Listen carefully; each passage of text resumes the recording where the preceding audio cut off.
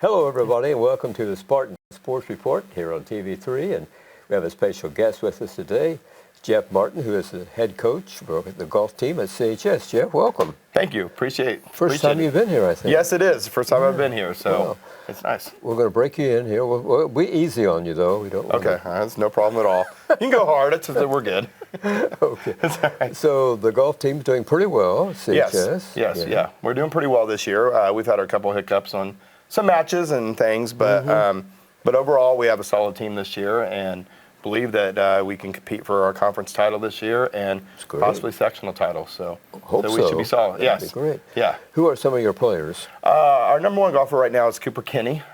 He's a senior, and Cooper's going to be continuing golf after high school. He's going to go play for IU East. Oh, great. Will Chalker is our number two golfer. He's also a senior. There are only two seniors on the team.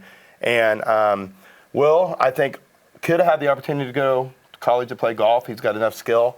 And I think he was sought after, but I think Will's chosen not to go to college. I think he's going to pursue other avenues and stuff, but he's solid as well. Our number three golfer is Connor Graves. He's a sophomore, and I think Connor's looking to possibly play golf in college sometime. And our number four golfer this year is a freshman by the name of Trey Hughes. And Trey's a solid golfer. He's a competitor, doesn't like to get beat.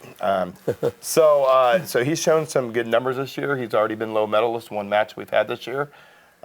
So he's going to be solid. And then it mixes after that. We've got 13 kids on the team.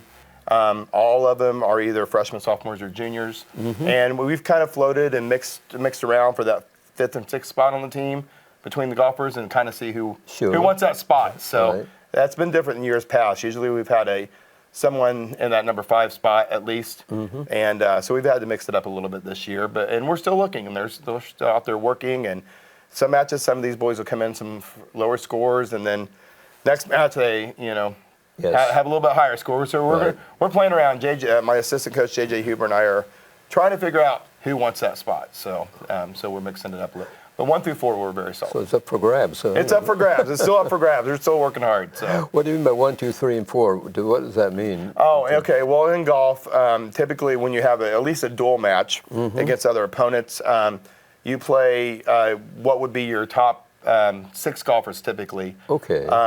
In a varsity match, and at night's end, both teams would take in the top, or I guess in this case, lowest 4 scores of those 6 golfers. Okay. And that would be our overall team score. Okay. So a lot goes into it. Yeah, it does. It does. It really does. Yeah. So, yeah. So your underclassmen, are they looking pretty good? Yeah, the underclassmen's looking pretty good.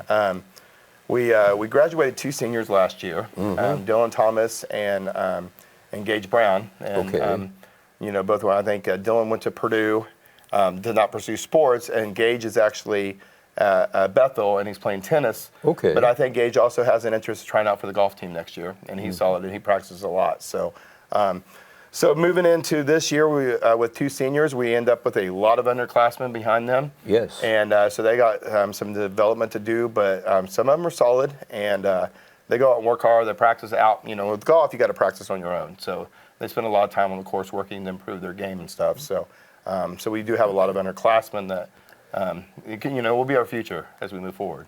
Well, what's it look like? Is it middle grade? Do we have a golf team in middle grade yet? Yeah, we do have. We have a middle school golf team this year. Okay. And we've had in years past. This year was the first year that we were able to implement 6th graders, as a lot of other schools do. They implement 6th graders to our golf team this year, and so they're out. The 6th graders are able to compete too. That'll help our program. Just getting that extra practice time for a year. We've never had that before, so I'm really curious to see how those kids develop once they get to the high school level, having that extra year of practice, and I think that'll be great. Andy Kill is their coach. Andy does a great job with these kids, so and we work together on quite a few things. So I'm hoping for good things. Having that extra year, I think we'll see the fruits of that here shortly. So the fellows you have on your team right now and the seniors, they didn't get that extra They never year. got that opportunity. Okay. No, this will be the first year that we've ever had that. So I think that extra year will help, as I think it's helped other schools who do this as well. So that'll be a good thing for us. Who's the toughest opponent? Let's go to the conference first of all. Conference, Greensburg will be up there with us. Okay. Greensburg's a very similar team to us. They have a solid 1 through 4, as we do as well. We played them against them in an 18-hole invitational at the beginning of the year at Timbergate in Edinburgh. But you can't buy a lot into that match. We had 60-mile-an-hour wind gusts. Temperatures were low 40s. We had a light mist of rain. It was very ugly conditions and stuff. But overall, that match, Greensburg got us by 1 stroke. And then we played them in a match at Willowbrook here at town earlier in the year. And they got us by 3 strokes that match. Last year, they beat us pretty handily at their place during the season. But for the past and the year before, they did it as well. But once we came to our conference tournament, we got Greensburg both of those years. So unfortunately, they're the ones that host conference this year on their course. So they're a little bit more familiar with that. So we definitely have our work cut out for us. But I think that we can probably do the things that we need to do and score well and hopefully overtake them. Batesville is also another solid team. We saw them last week here at home in a match. We beat them by about 10 strokes. But they have about 7 golfers that can score pretty low on any given night. So Ben does a great job with them, so I think that'll be a challenge. And you never know who else can creep up that could overtake you. East Central got us earlier in the year at their place by 10 strokes again. But we turned around in an invitational at Richmond a couple weeks ago and beat them by about 30 strokes. So it's tough. But I think overall Greensburg and Batesville will probably be the 2 teams that we would need to overcome to win our conference this year. Well, the section will be played where? Sectional is going to be played at the Elks in Richmond this year. And I would believe that Richmond will be our opponent, toughest opponent there to win sectional. They have a solid 1 through 3, and they're 4 and 5, and depending on what they do. They beat us by about 3 strokes last week at their place. But then again, in their own invitational, we had beaten them by about 13 strokes. So we're neck and neck with them as well. Sounds like it. So we just, as a coach, I've got to do what I need to do to prepare the kids so that they'll be ready for both conference and sectionals once we get to those points. And a lot of practice time, a lot of hard work, and little tweaks in their game, each of their individual games to be successful when we come to those 2 things. So. When you play at home, it's at the Willowbrook? It's at Willowbrook when we play at home, yeah. And this is kind of our off year. We have fewer home matches this year than we typically do. Usually on the odd years, which would be this year, we have a few. But come to the even number of years, we usually have 2 or 3 more home matches. It's just kind of the way our schedule goes. So, Willowbrook is going to make some improvements? They have been working on the course, and they just got new owners with Andy Burnside and Jordan Roberts. They've taken over ownership out there, and they're making mass improvements. And it's a challenge. There's a lot of things that happens out there. So the job that they do, I couldn't even imagine trying to get that course ready and stuff. And from where that course looked even 5 years ago to where it looks today, it's truly. They've done a tremendous job. So hats off to them. Yeah. How many acres is it? Roughly. I didn't know that at one time. Actually, I just looked at the stat on that the other day, and I can't remember exactly how many acres it is. I do know that the same guy that designed Greensburg's course designed our course as well. I think he designed ours first, but our course was only a 9-hole course up through the 1960s. I think it was built in the early 1910s, 1920s. And then we added 9 holes in the 1960s to make it an 18-hole course. So the acreage-wise, I'm not positive how big it is. Well, that's okay. But it's, Is the Elks a good course? Elks is a good course. It's back 9 plays a lot tougher there. It's what I consider what I would call like one of those wide open courses. There are some places there where you can get out of bounds, but if you sometimes Elks is a little bit forgiving if you have a bad tee shot off the green. You are able to recover fairly well. Things aren't quite as tight as they are, say, in Connersville or other places. So it's it's a scoreable course, and I think our boys can do well, and they have done that in the past. So I think we'll be okay once we get there. You know, I just Sure. gotta make sure we have, you know, our heads in the game and where it needs to be going into it, and you know, if we play a bad hole, just kind of put that behind your head and just move on to the next. But yeah, the Elks is a decent course as far as forgiveness. So You play on there usually at least once a year during the season? This season, actually have an opportunity to play at the Elks in matches 3 times before we play sectional good. there. We had the dual match with Richmond. We already had one invitational there. And then we have what's called a pre-sectional invitational that we'll have the day before sectionals there. So our boys will be able to, and they played the course a lot before too, most of them have. So they're familiar with it and how to attack that course. That's great. And so, you know, when we go out there for our pre-sectional invite, we will definitely talk to the boys about how to attack the course properly to get the scores that we need to hopefully possibly win sectional this year. So, How does the weather affect a golf player? it definitely affects it. I myself am a horrible cold weather golfer. I'm terrible. Okay. And I tense up, and my shots are all over the place. I'm not a very good cold weather golfer. But some of the boys are resilient. They go out there, they put on their hats, they put on their gloves, and they go out there and play. And sometimes they do really well. We played our match. We had a 4-way match last week with Batesville and Franklin County and Oldenburg. Yes. It was a very cold night. I think we were the only sports team at the high school that day that kept our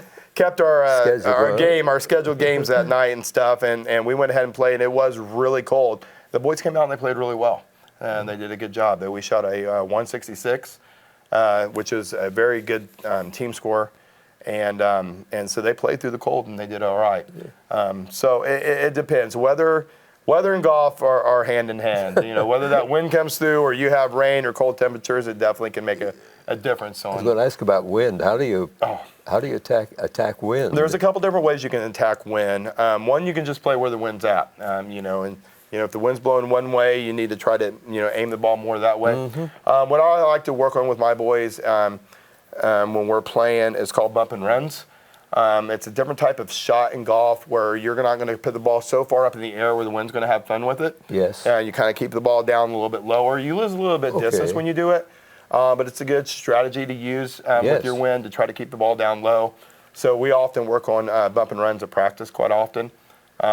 So the boys are prepared once we come to a match if there's wind to play it. And I'll talk to the boys most of the time before a match and tell them, I think we need to go with some bump and run shots here. And it does play effective. There's been times that they don't listen to me, not just this year, in years past, and they're coming to me at the end, Coach, man, that ball sailed it went 20 yards the other way. Did you bump and run? Well, no. So they're typical teenagers. They always don't like to listen to Coach when Right. We don't know what we're talking about, right? So yeah. Well, I've had coaches tell me when I ask them about a game, they'll say, "Who knows? These are teenagers." Oh yeah, they are. They have their own mind. They want to sometimes go out there and do their own thing. But we do have game plans to try to counter the wind a little bit. Right, so, right. You know. Do you ever lose a ball? Oh, all the time. Yeah, they do. They do. I'll tell you a funny story. I had a match, and this was years ago. I've been coaching. This is my 5th year coaching varsity, and I used to coach middle school golf for a few years before then. Sure. And we showed up to Knightstown to a match, and I had a golfer that came up to me. He was a foreign student, and he came up to me, I'd say probably 3 holes in. He comes to me, Coach, I have no balls left. I only bought 3. I already lost them. so ever since then, you'll see me give messages to the team. Make sure you guys have plenty of golf balls that you don't lose them, because you get disqualified if you do. And so we do get across those situations. And depending on the course, tougher courses that have a lot of woods or out of bounds or a lot of ponds and stuff in them, oh yeah, well, even our good golfers will lose golf balls typically. So, what about a pond? When it goes into the water, what happens?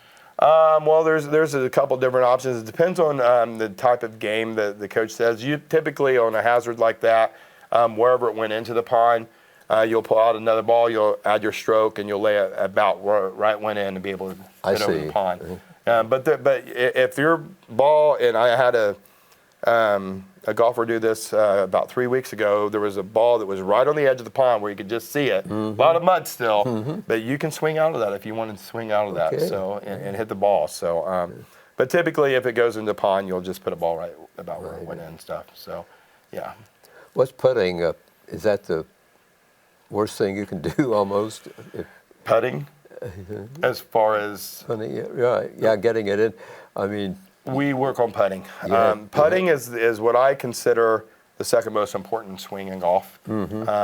And it's difficult with putting because you can hit the exact same putt, the exact same speed, the exact same way in the morning, and you go out there later in the evening, and that grass is going to be a little bit different, and it's going to roll that ball a little bit. One of the first things I always tell the boys when we're going to a match is to get on their putting green and start practicing, start reading it. Sometimes putting greens are really quick, come almost like glass, where they'll just keep going after you barely hit it.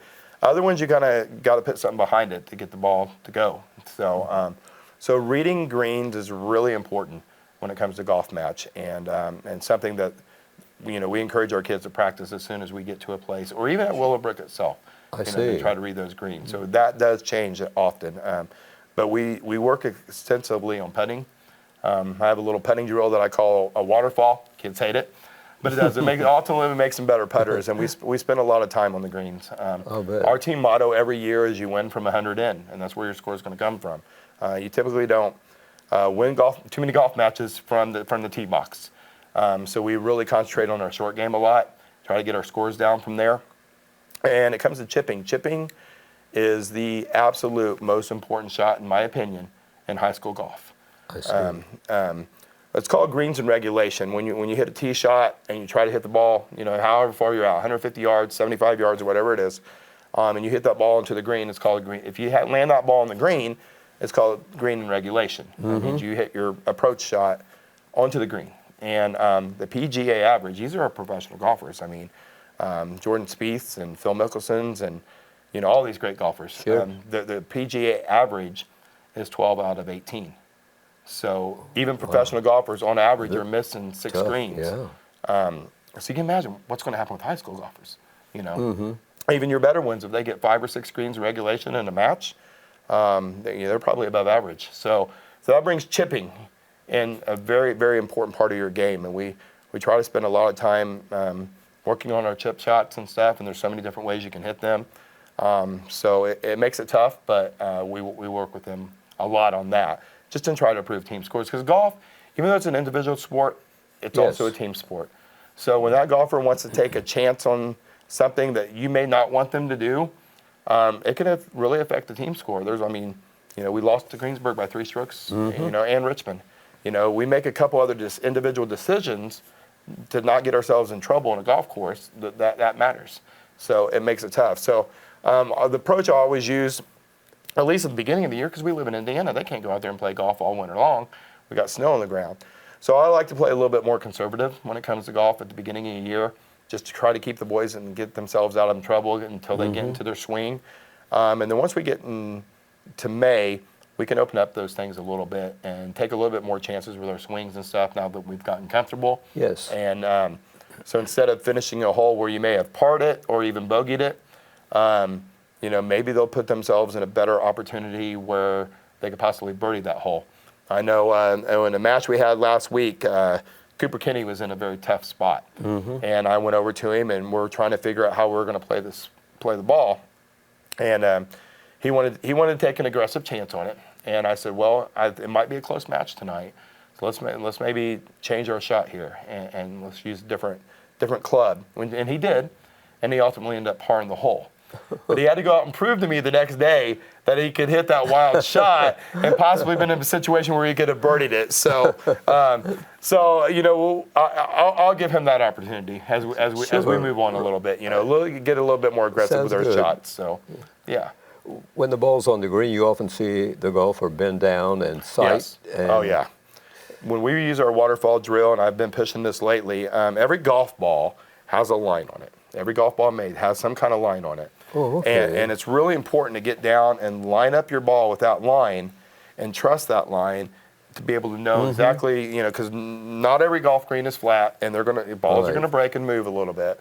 So we really stress the importance of lining up that shot every time with that line, so they know exactly where to hit that golf ball and to trust their line. So and it helps them with their putting. Just a lot goes into a lot. There's so many mechanics in the golf swing, yes. From the tee box all the way to the green. That's the toughest part as a coach, is trying to figure out, if somebody's having a bad round or they're doing things wrong, trying to dissect what they're doing wrong exactly on their swing.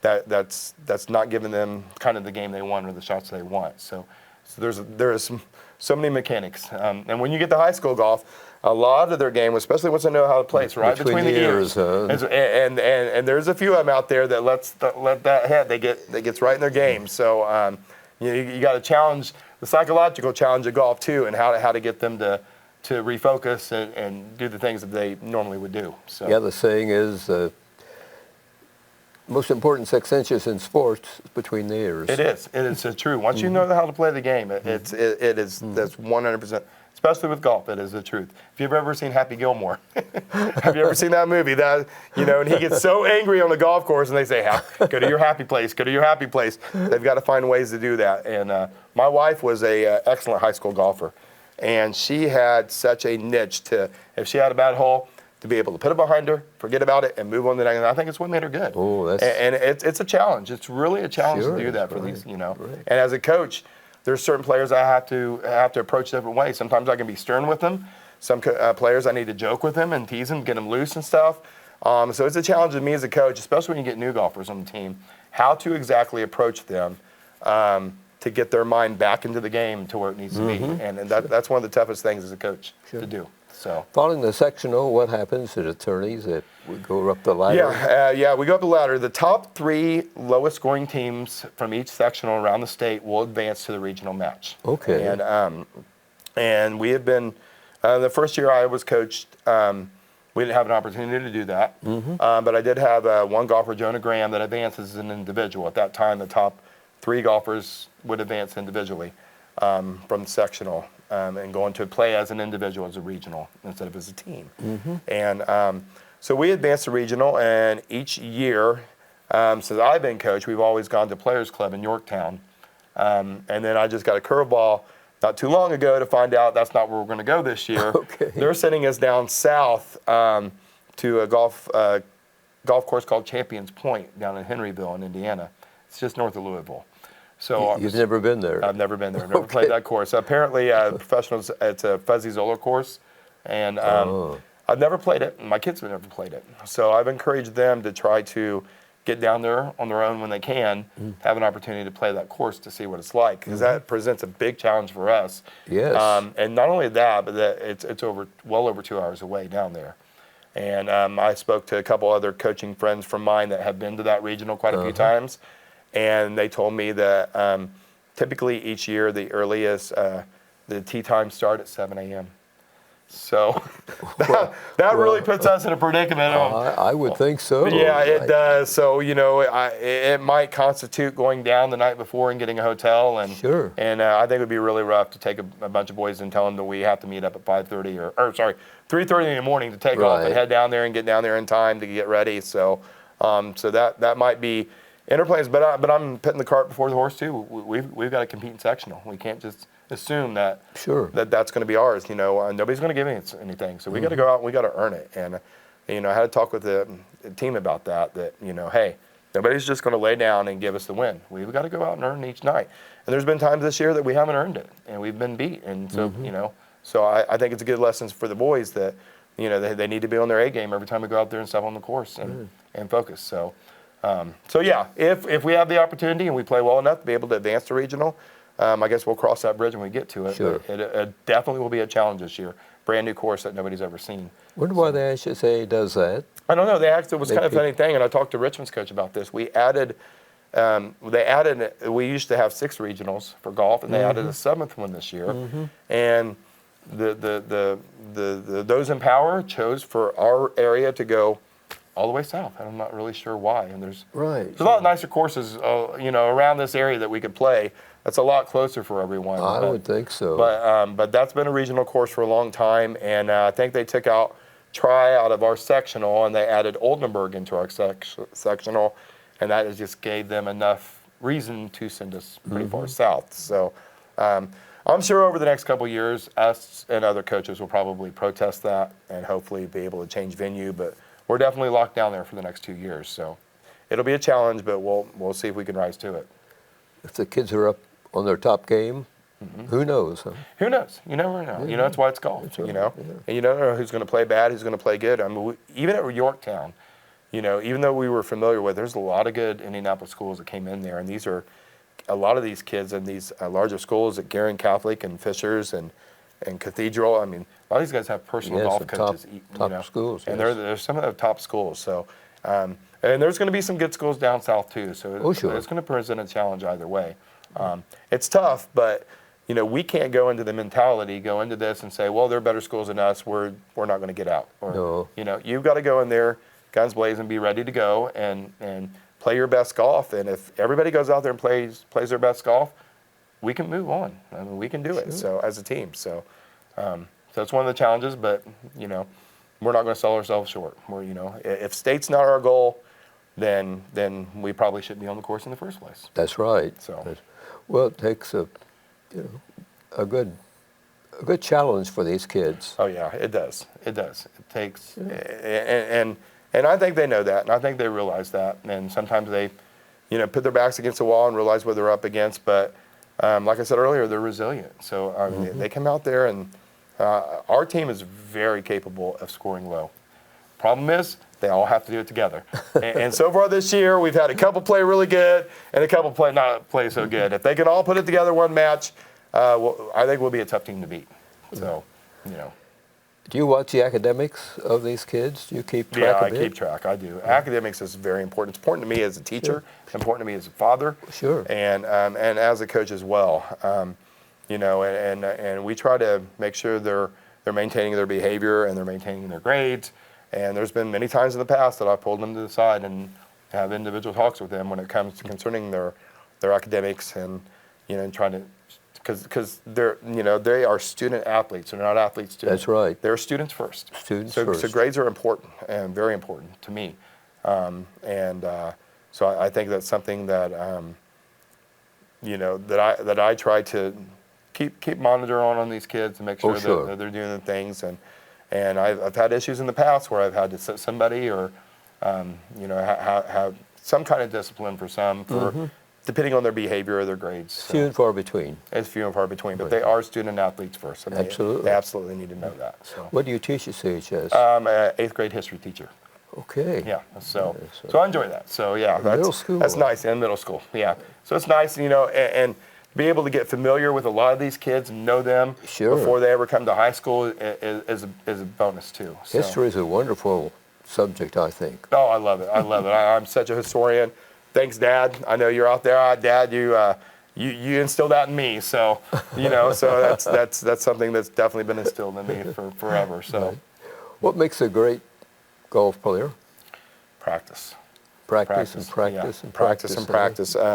Like how do you get to Carnegie Hall? By practice? Yeah, honestly, it's what they do outside of practice. And there's been a lot of golfers over the years that will show up when we play during the season, and then they put the clubs down, and they don't pick them up again until they never improve. Sure. I have seen a lot of my boys out in that course late, even in the lights, out there putting and working on their game. And that's what you got to do. And I think it probably goes with any sport. You've got to put in the extra work and stuff. Right. Some of these boys have had some work with certain professionals and stuff on their swings and stuff. Some of them get custom fitted for clubs on their height and the way they swing, and you got to put in all that extra when it comes to golf. So, and that really is what sets them apart from others. It's been great for you to join us and I appreciate talk it. about the golf team. Oh yeah, absolutely. Yeah, I've loved this. I haven't had an opportunity to do this before. Sounds good. I mean, I great. think we're on the way to something great here. I'm hoping that feeder program's important. So you know, get those golfers out there early and get them working, and that makes all the difference in the world when it comes to golf. So, Jeff, thanks a lot again. I appreciate it. Thanks everybody for watching this edition of the Spartan Sports Report here on TV3. Have a nice evening. Hey, thanks. Thank you.